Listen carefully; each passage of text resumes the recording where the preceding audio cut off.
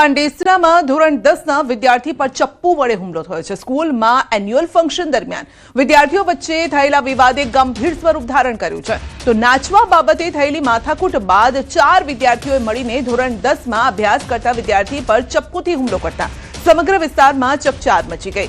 હુમલામાં વિદ્યાર્થીને ચપ્પુના 3 ઘા મારવામાં આવ્યા છે। ગંભીર રીતે ઇજાગ્રસ્ત વિદ્યાર્થીની સર્જરી કરવામાં આવી છે અને આ હુમલાના કારણે તે આજે ધોરણ 10ની બોર્ડની પરીક્ષાનું પેપર આપી શક્યો નથી। વિદ્યાર્થીના પિતાએ આરોપી સામે કડક કાર્યવાહીની માંગ કરી છે। તો સ્કૂલના આચાર્યએ દાવો કર્યો છે કે હુમલો કરનાર શાળાની બહારના હતા।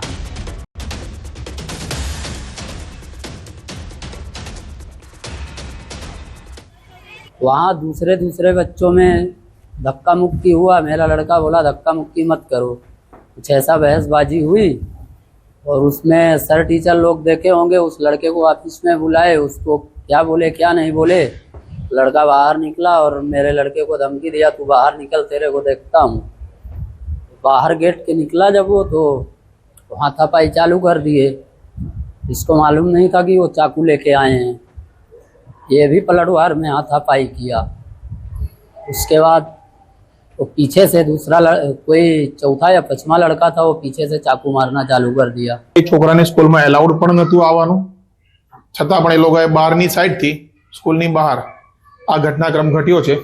सर अमारी शाळामां आववा माटे मारी शाळामां ज भणतो हतो अने एना सिस्टर पण अमारी स्कूलमां ज भणे छे अने बाळक एना पेरेंट्स साथे कदाच આવ્યો होई शके। तो इन्क्वायरी पोलीसवाळा करी रह्या छे। હવે એમાં ઇન્ક્વાયરીમાં હવે એમને શું દેખાયું છે, કેમ કે જેણે હુમલો કર્યો છે અમારી સ્કૂલનો વિદ્યાર્થી નથી।